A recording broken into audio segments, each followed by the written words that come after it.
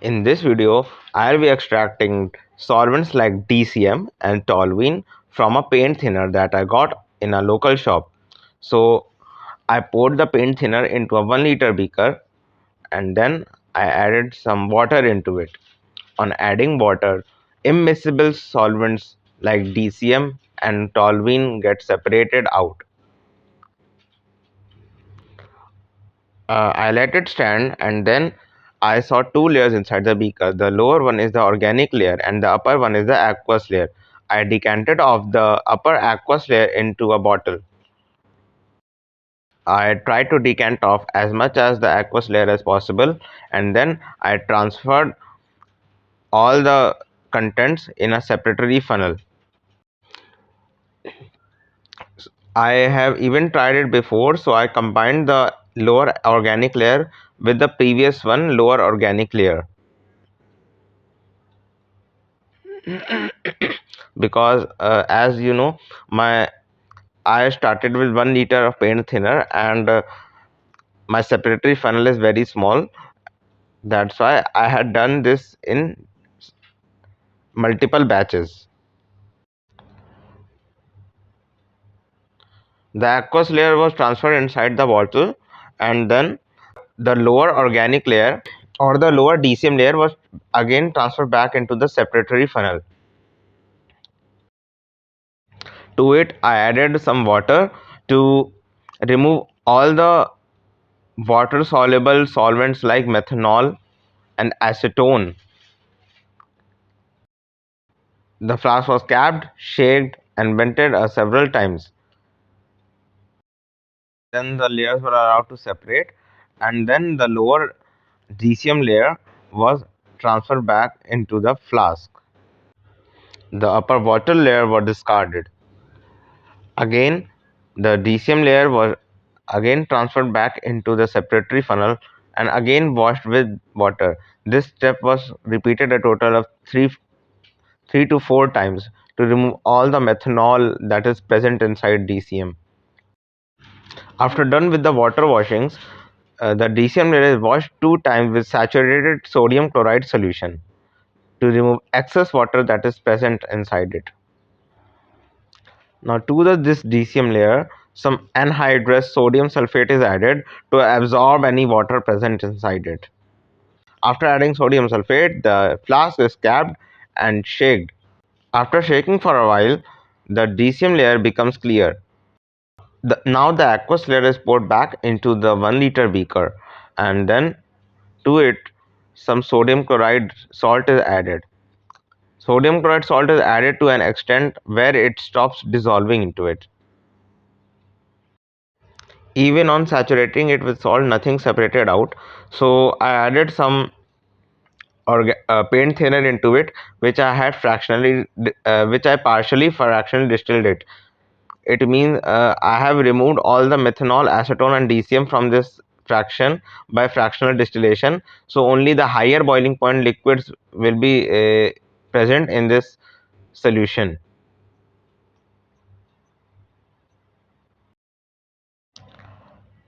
On adding this, the solution becomes cloudy. The volume was too much, so I decided to divide this solution and work in 2 batches. So I took a glass bottle and transferred half of this solution into it.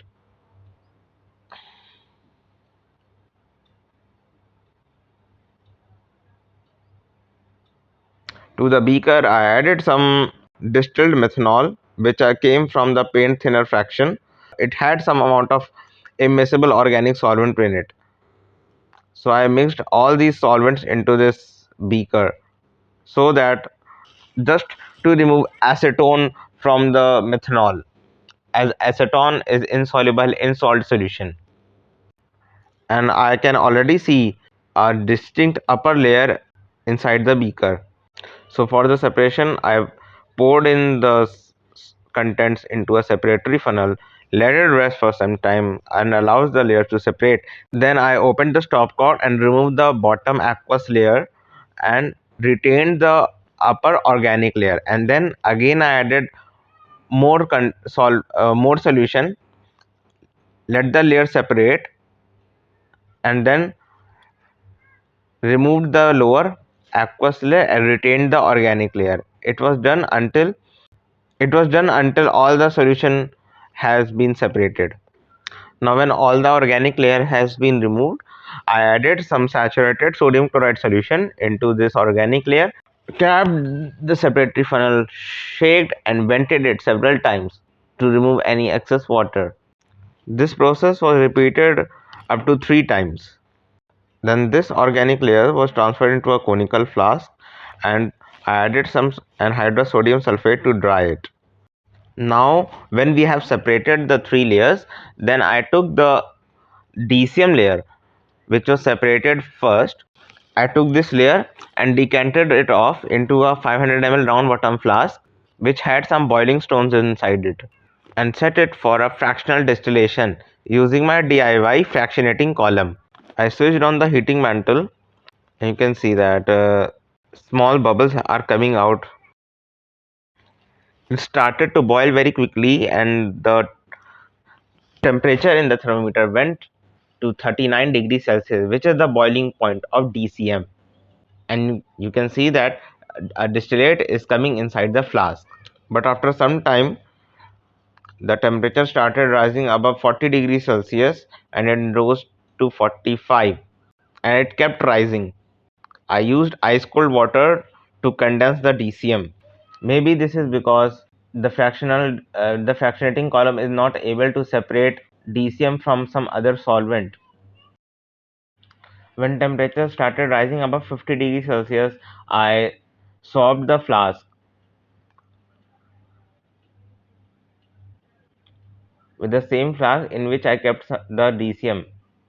You can see that still sodium sulfate is present inside that flask. This DCM still has some water drops into it.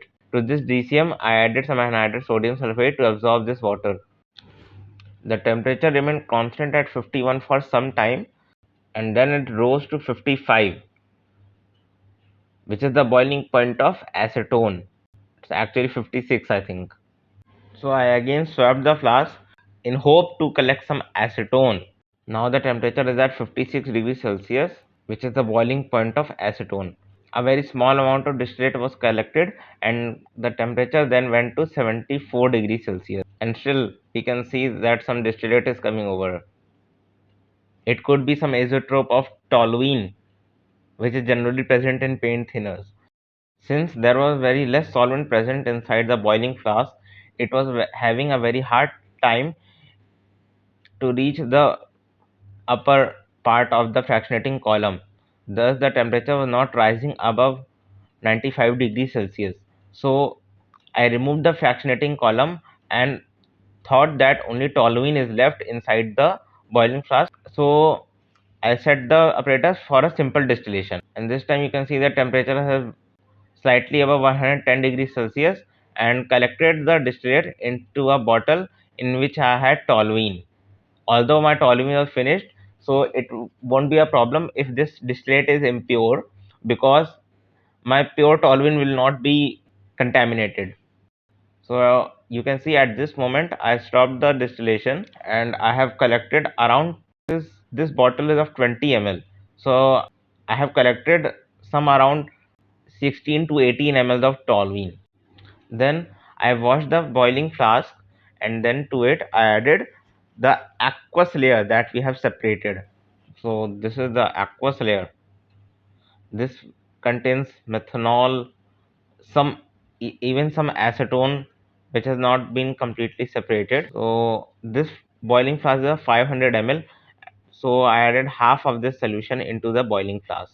To the boiling flask I added some boiling chips, and again set the apparatus for fractional distillation. The temperature is at 60 degrees Celsius right now.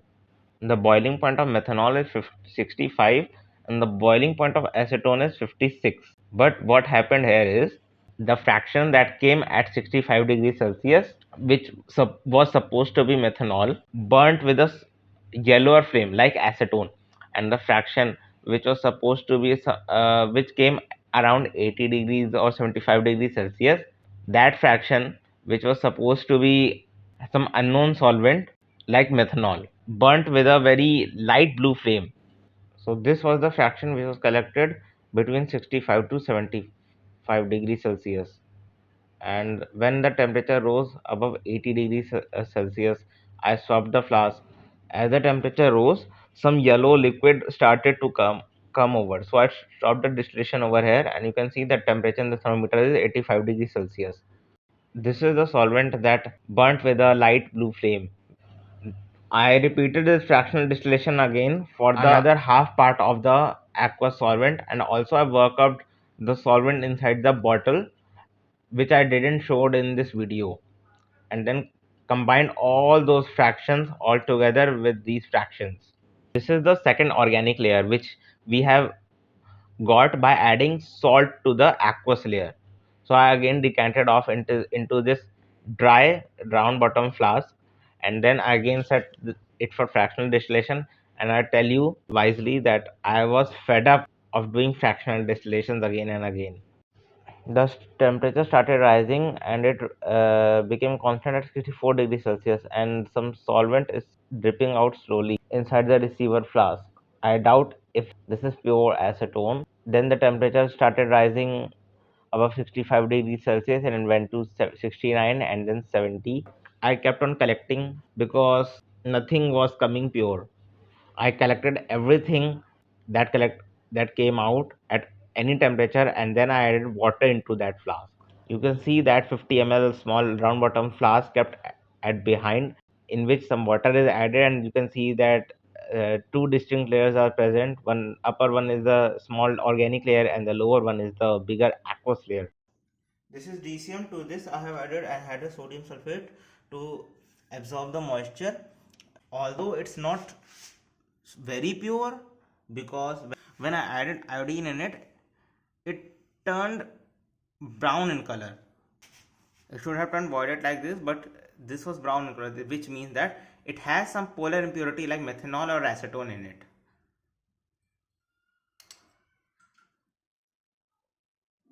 You can see the difference.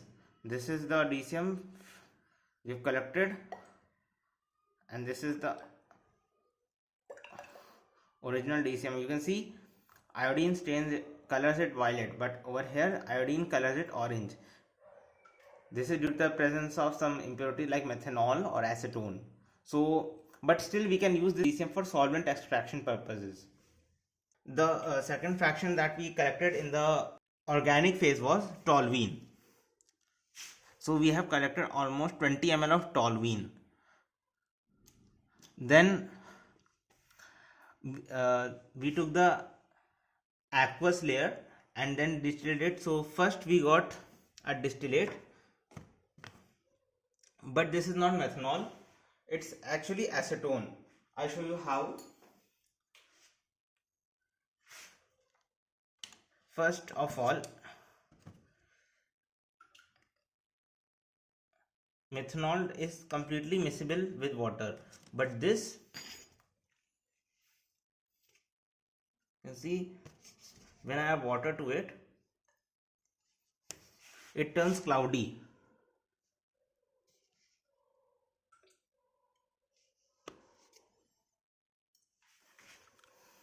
Maybe it has a mixture of methanol and acetone,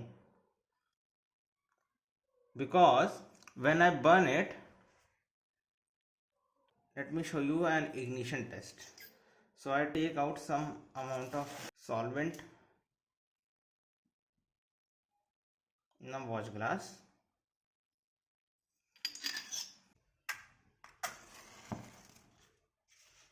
and you can see that the flame is not blue in color, it's orange in color like acetone. The second fraction that we have got, I have used its some fraction because I guess that this fraction mostly comprises of methanol.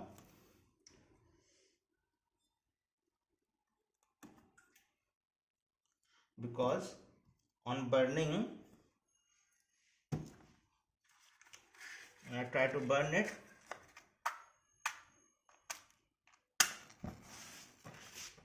You can see that it burns with a clear blue flame like methanol.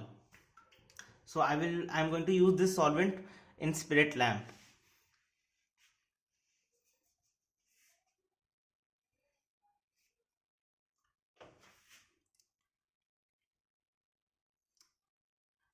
This is some fraction from the middle layer, the layer which was separated on adding salt to the aqueous mixture. I guess that this is toluene because it came out at a very high temperature. On adding water, you can see it is floating on the top of water. I am gonna show you the ignition test of this also. You can see it burns with a black sooty flame. Got another fraction which I guess to be acetone.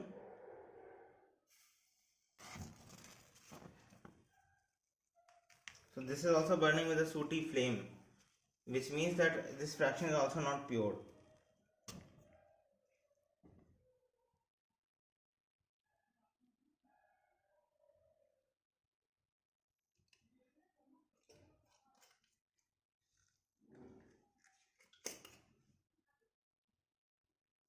Could it be benzene?